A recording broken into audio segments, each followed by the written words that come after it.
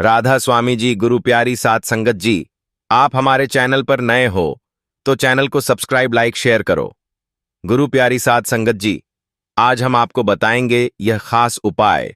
नया साल शुरू होने से पहले बासी रोटी का यह उपाय चुपचाप कर लेना, आपकी 7 जन्मों की गरीबी हमेशा के लिए दूर हो जाएगी। नए साल में माता लक्ष्मी आपकी जिंदगी में इतना धन बरसाएगी कि आपसे संभाला नहीं जाएगा। जिंदगी के सारे दुख दूर हो जाएंगे। मनचाही शादी करनी है तो वह भी हो जाएगी। गंभीर से गंभीर बीमारियों से मुक्ति मिल जाएगी। परिवार में सुख शांति आएगी।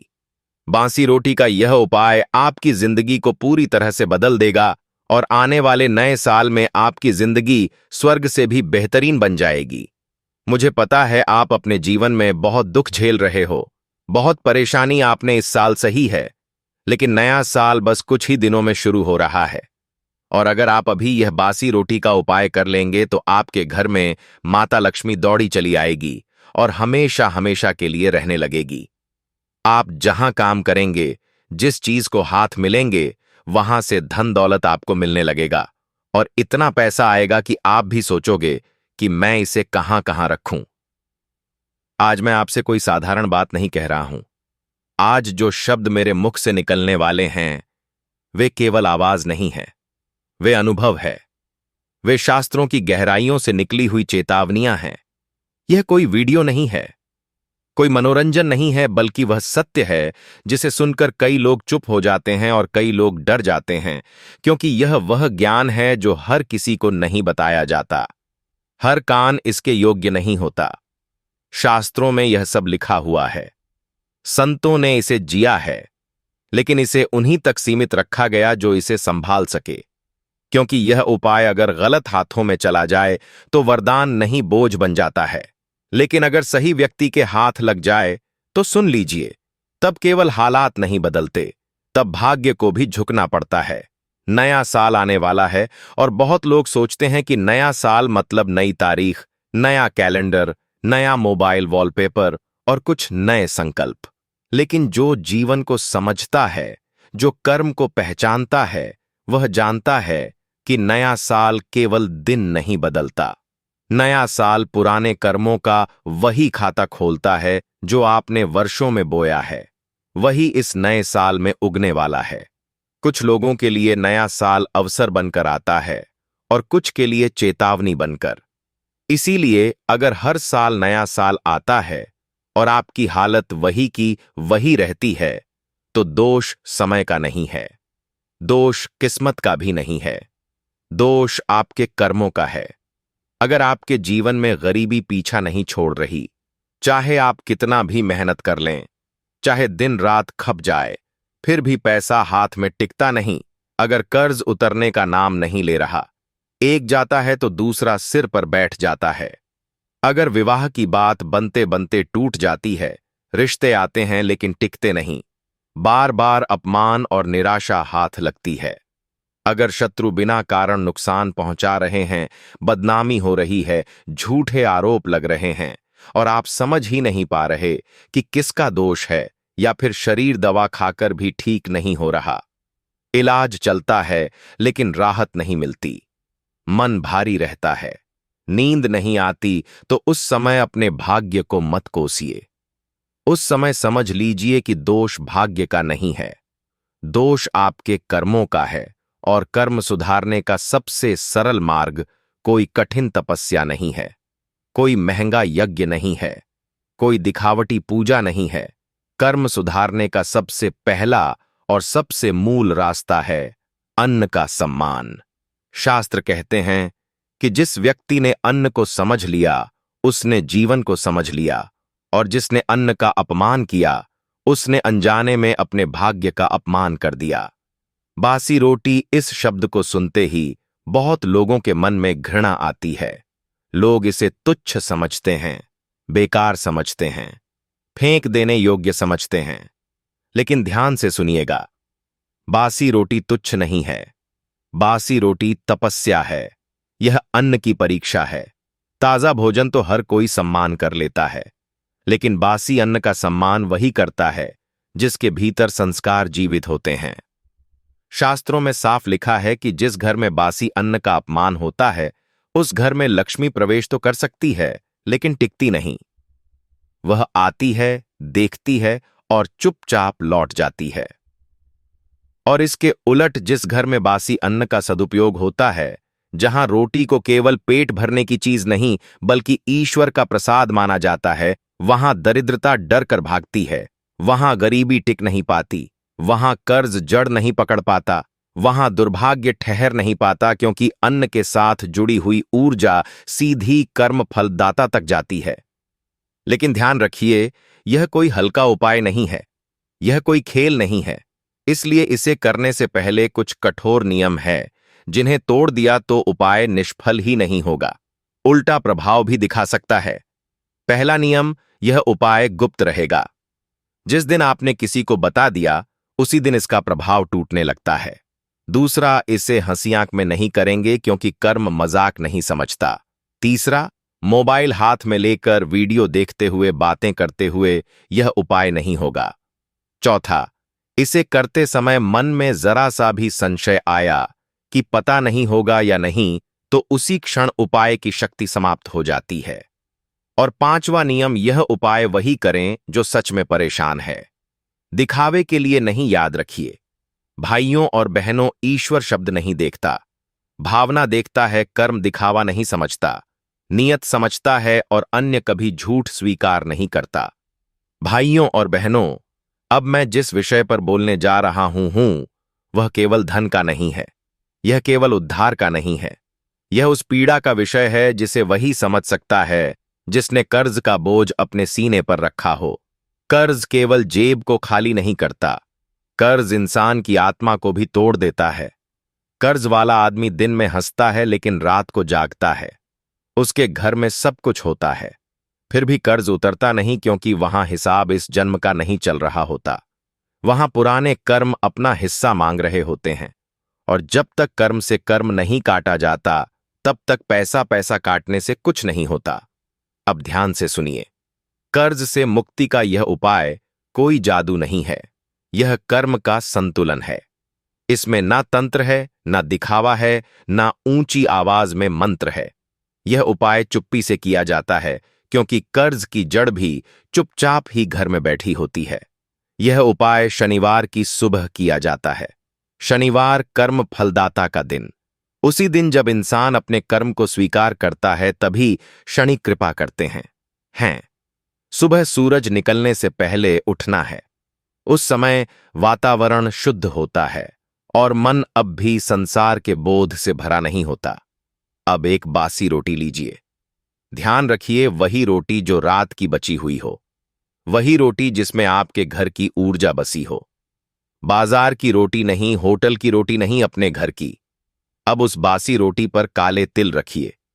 काले तिल कोई सामान्य दाना नहीं है। शास्त्रों में काले तिल को कर्ज का भक्षक कहा गया है।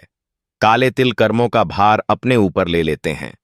इसलिए हर पितृ, हर शनि दोष, हर कर्ज मुक्ति में काले तिल का प्रयोग होता है। यह केवल प्रतीक नहीं है, यह ऊर्जा का माध्यम है। अब उस रोटी को लेकर घर से बाहर जाइए। किसी को बताए बिना रास्ते में किसी से बात नहीं करनी है। मोबाइल हाथ में नहीं होना चाहिए। मन शांत रखें। सीधे पीपल के पेड़ के पास जाइए। पीपल वह वृक्ष है जहां पृथ्वी की नकारात्मक ऊर्जा खींचकर चली जाती है। पीपल के नीचे बैठा हुआ कर्म कभी खाली नहीं जाता। पीपल के नीचे उस बासी रोटी को रख दीजिए और अब ध्यान से सुनिए। बोलना बहुत कम है, ऊंची आवाज में कुछ नहीं कहना, केवल मन ही मन या बहुत धीमे स्वर में इतना कहना है, हे कर्म फलदाता, मैंने जाने या अनजाने जो भी कर्म किए उनके कारण जो बंधन मुझ पर चढ़ा है उसे अब काट दीजिए। मैं कर्ज नहीं, कर्तव्य निभाना चाहता हूं। बस इसके बाद वहां खड़े नहीं रहना है, पीछे मुड़कर नहीं देखना है। यह पीछे ना देखना बहुत बड़ा संकेत है। इसका अर्थ है जो चला गया उसे वापस मत बुलाओ। जैसे ही आप पीछे देखते हैं आप फिर उसी समस्या से जुड़ जाते हैं। अब समझिए, इसका फल इस उपाय के बाद चमत्कार यह नहीं होगा कि अगले दिन लॉटरी लग जाएगी। नहीं, शास्त्र ऐसा झूठ नहीं सिखाते। चमत्कार यह होगा कि रास्ते खुलने लगेंगे, कहीं से पैसा आने का मार्ग बनेगा, कोई रुका हुआ भुगतान वापस आएगा, कोई ऐसा व्यक्ति मदद करेगा जिसकी आपने कल्पना नहीं की होगी। कई बार उधार देने वाला स्वयं शांत हो जाता है। कई बार कर्ज चुकाने की व्यवस्था अपने आप बनने लगती है। और सबसे बड़ा चमत्कार यह होता है कि अब पैसा टिकने लगता है, आय और व्यय के बीच संतुलन आने लगता है, मन का बोझ हल्का होने लगता है। लेकिन एक बात याद रखिए भाइयों और बहनों, यह उपाय केवल वही फल देता है जो अंदर से टूट चुका हो। लेकिन झूठा ना हो, जो कर्ज लेकर ऐश करता है उसके लिए यह उपाय नहीं है। जो मेहनत से भागता है उसके लिए यह उपाय नहीं है। यह उपाय उसके लिए है जो कर्ज से शर्मिंदा है, जो रात को ईश्वर से रोता है और जो सच में मुक्त होना चाहता है। शनिदेव दंड नहीं देते, वे सुधार का अवसर देते हैं, और जब इंसान झुकता है तभी शनि पिघलते हैं। अगर यह उपाय श्रद्धा से किया गया तो कर्ज का पहाड़ भी रेत की तरह ढाने लगता है। भाइयों और बहनों, अब मैं जिस विषय पर बोलने जा रहा हूं वह धन से भी अधिक संवेदनशील है, क्योंकि धन चला जाए तो वापस आ सकता है, लेकिन जब जीवन में विवाह का समय निकलता चला जाता है तो मन के भीतर एक खालीपन बस जाता है। हर घर में यह पीड़ा दिखती नहीं, लेकिन भीतर ही भीतर जलाती रहती है। मां बाप की आंखें रास्ता देखती हैं, रिश्तेदार सवाल पूछते हैं, समाज ताने देता है और व्यक्ति स्वयं को दोषी मानने लगता है। कई बार तो हालात ऐसे हो जाते हैं कि प्रेम भी है, समझ भी है, फिर भी विवाह नहीं हो पाता, और कई बार सब कुछ ठीक होते हुए भी एक के बाद एक रिश्ता टूट जाता है। शास्त्र कहते हैं विवाह का रुकना कोई साधारण बात नहीं है, यह केवल उम्र का विषय है नहीं है, यह कर्म और ग्रहों का संकेत होता है। जब पिछले जन्मों के वचन अधूरे रह जाते हैं, जब किसी का हृदय अनजाने में दुखाया जाता है, या जब परिवार की स्त्री पुरुष ऊर्जा में असंतुलन आ जाता है, तब विवाह योग बंध जाता है। इसलिए कई बार लड़का लड़की योग्य होते हैं, सुंदर होते हैं, संस्कारी होते हैं, फिर भी उनका घर बसने में देर होती है। अब ध्यान से सुनिए, विवाह केवल दो शरीरों का मिलन नहीं है, विवाह दो कर्मों का बंधन है।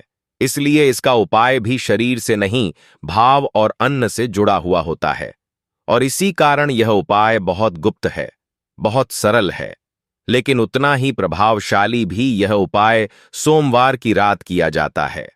सोमवार मन का दिन है, चंद्र का दिन है, और विवाह मन के संतुलन से ही होता है। उस रात घर में जो रोटी बच जाए वही बासी रोटी इस उपाय की आधार बनेगी। ध्यान रहे, यह रोटी किसी मजबूरी की नहीं, श्रद्धा की होनी चाहिए। मन में यह भावना हो कि मैं अपने कर्म सुधारने जा रहा हूं। अब उस बासी रोटी के दो टुकड़े कर लीजिए। यह दो टुकड़े केवल रोटी नहीं है, यह स्त्री और पुरुष ऊर्जा का प्रतीक है। अब पहला टुकड़ा अगली सुबह गाय को खिलाइए। गाय शुद्धता की प्रतीक है, माता है, करुणा है। जब गाय को अन्न दिया जाता है तो घर की रुकावटें धीरे धीरे पिघलने लगती हैं। गाय उस अन्न के साथ आपके घर का दुख भी अपने भीतर ले लेती है। अब दूसरा टुकड़ा उसी दिन कौवे को दीजिए। बहुत लोग कौवे को अशुभ समझते हैं, लेकिन शास्त्र कहते हैं कौवा पितरों का दूत है। विवाह में देरी कई बार पितृदोष के कारण भी होती है।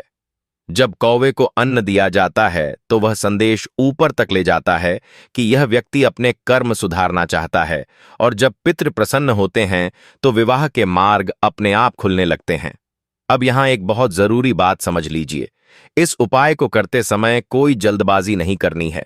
मन में किसी विशेष व्यक्ति का नाम लेकर हठ नहीं करनी है। शास्त्र कहते हैं जब हम जिद करते हैं तब कर्म उलझता है। केवल इतना भाव रखें कि हे ईश्वर, जो मेरे लिए उचित हो वही शीघ्र मेरे जीवन में आए।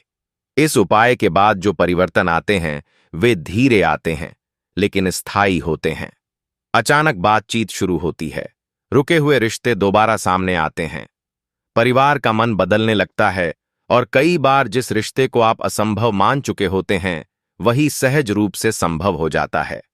प्रेम विवाह के मामले में भी यही होता है। विरोध कम होने लगता है, घर का वातावरण नरम पड़ता है, और बात टकराव से समाधान की ओर बढ़ती है। लेकिन भाइयों और बहनों, एक बात याद रखिए, यह उपाय किसी गलत संबंध को सही नहीं करता। यह किसी छल, किसी अनैतिक रिश्ते को बल नहीं देता। यह उपाय केवल उसी प्रेम को फल देता है जिसमें सम्मान हो, धैर्य हो और भविष्य की जिम्मेदारी उठाने की क्षमता हो। अगर नीयत साफ है तो रास्ता साफ होता है। और अंत में मैं यही कहूंगा, विवाह भागने से नहीं आता, विवाह दबाव से नहीं होता। विवाह तब होता है जब इंसान भीतर से तैयार हो जाता है।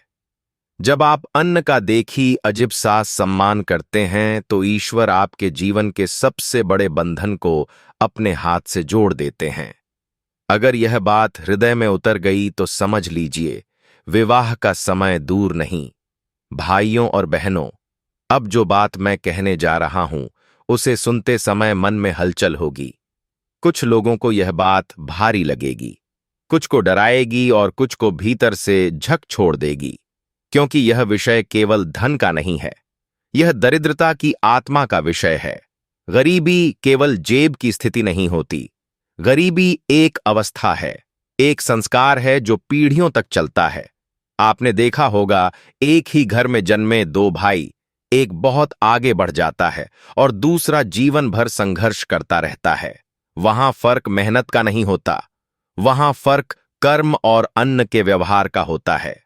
शास्त्र बहुत स्पष्ट कहते हैं, दरिद्रता तब आती है जब लक्ष्मी नाराज नहीं बल्कि उदास हो जाती है, और लक्ष्मी तब उदास होती है जब घर में अन्न का अपमान होता है, श्रम का अपमान होता है और जो मिला है उसके लिए कृतज्ञता नहीं होती। बहुत लोग कहते हैं हम तो ईमानदार हैं फिर भी गरीब हैं, लेकिन शास्त्र कहते हैं ईमानदारी पर्याप्त नहीं होती, संस्कार भी चाहिए, और संस्कार का पहला संकेत है अन्न के प्रतिभाव। अब ध्यान से सुनिए, बासी रोटी कोई साधारण चीज नहीं है। यह उस अन्न का अंतिम रूप है जिसने आपको जीवित रखा, ताकत दी और अब भी आपके घर में पड़ा है। यह अन्न की अंतिम परीक्षा है। ताजा भोजन का सम्मान तो हर कोई करता है, लेकिन बासी रोटी का सम्मान वही करता है जिसके भीतर लक्ष्मी को रोकने की पात्रता होती है। इसलिए संत कहते हैं, बासी रोटी को फेंकने वाला व्यक्ति अनजाने में अपने भाग्य को फेंक देता है। अब इस उपाय को समझिए, लेकिन शब्दों से नहीं, भाव से समझिए। यह उपाय धन बुलाने का नहीं है, यह उपाय गरीबी को विदा करने का है, क्योंकि जब तक गरीबी जाती नहीं तब तक धन आता भी है तो ठहरता नहीं। यह उपाय गुरुवार या शनिवार की रात किया जाता है। यह रात इसीलिए चुनी जाती है क्योंकि रात मन की सच्चाई बाहर लाती है। दिन में इंसान झूठ बोल लेता है, लेकिन रात में उसका मन स्वयं से झूठ नहीं बोल पाता। उस रात घर में जो रोटी बच जाए वही बासी रोटी साधना का आधार बनेगी। ध्यान रखिए, इस रोटी को बोझ मत समझिए। इसे ऐसे देखिए जैसे यह आपके जीवन का संदेश वाहक हो। अब उस रोटी पर थोड़ा सा गुड़ रखिए। गुड़ केवल मिठास नहीं है, यह जीवन की कटुता को स्वीकार करने का प्रतीक है। यह संकेत है कि आप जीवन में आई कठिनाइयों को भी स्वीकार करते हैं और उनसे भागना नहीं चाहते। उसके बाद उस रोटी पर चावल के कुछ दाने रखिए। चावल पूर्णता और निरंतरता का संकेत है। यह दर्शाता है कि आप आधे रास्ते से लौटने वाले नहीं हैं। अब इस रोटी को हाथ में लेकर कुछ क्षण रुक जाइए, आंखें बंद करिए और अपने जीवन को याद कीजिए। कहां कहां पैसा आया और कहां कहां बह गया, कहां मेहनत की और कहां परिणाम नहीं मिला। और फिर मन ही मन यह स्वीकार कीजिए कि कहीं ना कहीं मुझसे भी भूल हुई है। यही स्वीकार इस उपाय की आत्मा है। अब सूर्योदय से पहले घर से बाहर निकल जाइए। किसी को बताए बिना यह गुप्तता इसलिए आवश्यक है क्योंकि लक्ष्मी दिखावे से नहीं आती। रास्ते में किसी से बात नहीं करनी है, मोबाइल नहीं देखना है। मन को शांत रखते हुए ऐसे चलिए जैसे आप कोई भारी बोझ उतारने जा रहे हो। अब किसी ऐसे स्थान पर जाइए जहां गाय का आना जाना होता हो। गाय इस धरती पर चलती हुई करुणा है। जब आप गाय के मार्ग पर अन्न रखते हैं तो वह अन्न केवल गाय को इस भोग से के तक नहीं जाता, वह आपके कर्मों की सूचना ऊपर तक पहुंचाता है। उस स्थान पर बासी रोटी रख दीजिए। गाय दिखे तो उसे स्वयं खिला दीजिए, और अगर ना दिखे तो भी चिंता मत करिए, नियत पहुंच चुकी होती है। अब बहुत धीमे स्वर में या केवल मन में इतना कहिए, हे अन्नपूर्णा माता, मैंने कभी जानकर, कभी अनजाने में अन्न, श्रम और समय का अपमान किया। आज मैं वह बोझ आपको सौंपता हूं। मेरे जीवन से अभाव का संस्कार निकाल दीजिए और मुझे धन नहीं, धन के योग्य बना दीजिए। इसके 5 समय बाद वहां रुकना नहीं है, पीछे मुड़कर नहीं देखना है। यह पीछे ना देखना बहुत गहरा संकेत है। इसका अर्थ है अब आप पुराने अभाव को दोबारा देखने नहीं जा रहे। अब समझिए इसका प्रभाव। यह उपाय आपको अचानक अमीर नहीं बना देगा, लेकिन यह आपको गरीब रहना असंभव बना देगा। धीरे धीरे ऐसे अवसर आने लगेंगे जिन पर आपने पहले ध्यान नहीं दिया था। खर्चों में अपने आप संयम आएगा, हाथ में आया पैसा रुकने लगेगा और सबसे बड़ा परिवर्तन यह होगा कि आपके मन से डर निकलने लगेगा, क्योंकि दरिद्रता पहले मन में रहती है, फिर जेब में उतरती है। लेकिन भाइयों और बहनों, एक अंतिम सत्य समझ लीजिए। यह उपाय उस व्यक्ति के लिए नहीं है जो बिना मेहनत के धन, इस पार्टी बहामिलिस की पहनत और बहनों आप चाहता है। यह उपाय उस व्यक्ति के लिए नहीं है जो दूसरों को ठग कर आगे बढ़ना चाहता है। यह उपाय उस व्यक्ति के लिए है जो मेहनत करता है लेकिन भीतर से टूट चुका है। लक्ष्मी मां रास्ता नहीं खोजती, वह पात्र खोजती हैं, और जब पात्र तैयार हो जाता है तो धन को आने से कोई नहीं रोक सकता। जिस दिन आपने रोटी को बोझ नहीं वरदान समझ लिया, उसी दिन से गरीबी ने आपके जीवन में अपना स्थान खो दिया। अगर यह बात आपके भीतर उतर गई तो समझ लीजिए, सेठ अब अभाव नहीं, अब अपारता की बारी है। भाइयों और बहनों, अब जो विषय मैं छेड़ने जा रहा हूं वह सबसे संवेदनशील है, क्योंकि धन चला जाए तो मन टूटता है, रिश्ते बिगड़े तो हृदय दुखता है, लेकिन जब शरीर साथ छोड़ने लगता है तब इंसान का विश्वास भी डगमगाने लगता है। बीमारी केवल शरीर का कष्ट नहीं होती, बीमारी मनुष्य की आस्था की परीक्षा होती है। दवा चलती है, डॉक्टर बदलते हैं, रिपोर्ट आती है, खर्च बढ़ता है, लेकिन भीतर कहीं एक डर बैठ जाता है, पता नहीं अब ठीक भी होगा या नहीं। शास्त्र बहुत स्पष्ट कहते हैं, हर बीमारी दवा से नहीं जाती। कुछ बीमारियां शरीर में नहीं, कर्मों में जड़ जमाकर बैठी होती है। इसीलिए आपने देखा होगा, एक ही बीमारी 2 लोग, एक जल्दी ठीक हो जाता है, दूसरा वर्षों तक जूझता रहता है। फर्क दवा का नहीं होता, फर्क कर्म और मन की स्थिति का होता है। अब ध्यान से सुनिए।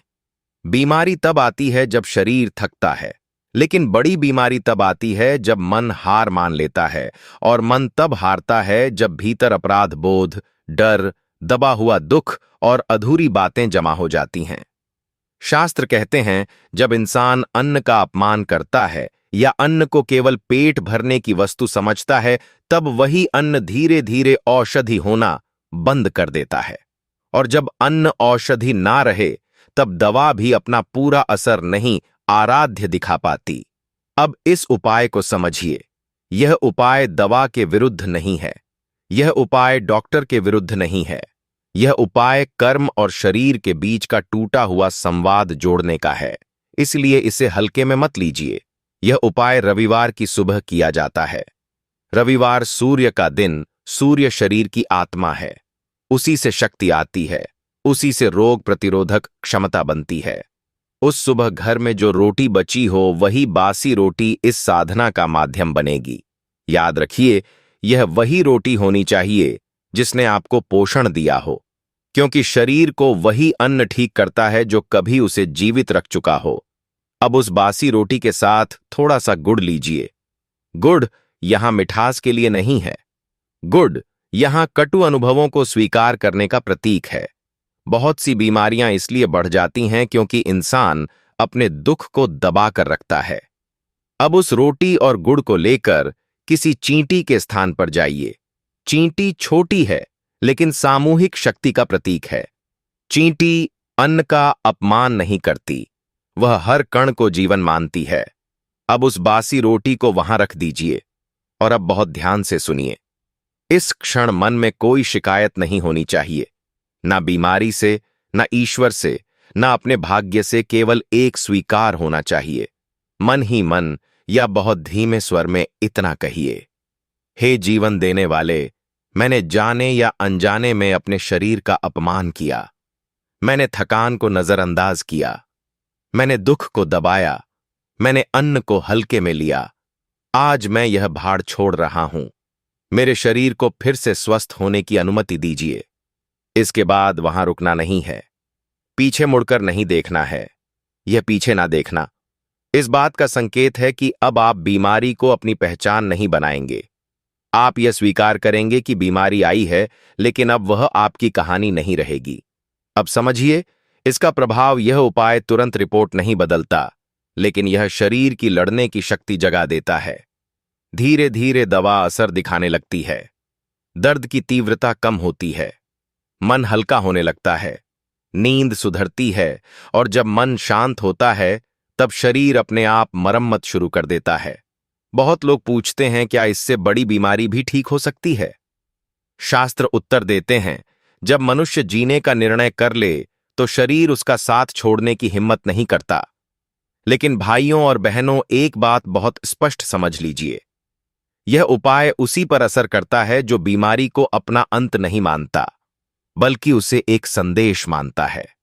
जो व्यक्ति भीतर से कह देता है, अब मैं हार गया, उसके लिए कोई उपाय नहीं चलता।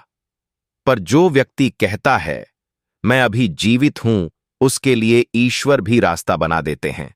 बीमारी दंड नहीं है, बीमारी संकेत है, और जो संकेत को समझ लेता है वह पीड़ा से आगे निकल जाता है। जिस दिन आपने अन्न को फिर से औषधि मान लिया, उसी दिन से आपके शरीर ने ठीक होने की प्रक्रिया शुरू कर दी। अगर यह बात आपके भीतर उतर गई तो समझ लीजिए सेठ, बीमारी चाहे कितनी भी बड़ी हो, आत्मा के सामने वह टिक नहीं सकती। 2026 आपके लिए कैसा रहेगा, यह ग्रह तय नहीं करते, यह भाग्य अकेले तय नहीं करता। यह आप तय करते हैं अपने भाव, अपने संकल्प और अपने कर्म से। अब ध्यान से सुनिए, अगर आप चाहते हैं कि 2026 में धन की चिंता कम हो, स्वास्थ्य डगमगाए नहीं, रिश्तों में मिठास बनी रहे और मन हर सुबह हल्का महसूस करें, तो इसके लिए कोई कठिन साधना नहीं है। इसके लिए केवल एक शांत, सच्चा और सरल उपाय है। अपने पुराने वर्ष को सम्मान के साथ विदा करना। नए साल से एक दिन पहले की रात घर में जो रोटी बच जाए, वही बासी रोटी इस संकल्प की साक्षी बनेगी। इसे देखते समय मन में कोई नकारात्मक भाव मत लाना। इसे ऐसे देखना जैसे यह आपके पूरे साल की मेहनत, संघर्ष और सीख को अपने भीतर समेटे हुए हो। नया साल शुरू होने से पहले अपने पर्स में रख लेना। राधा स्वामी जी भी।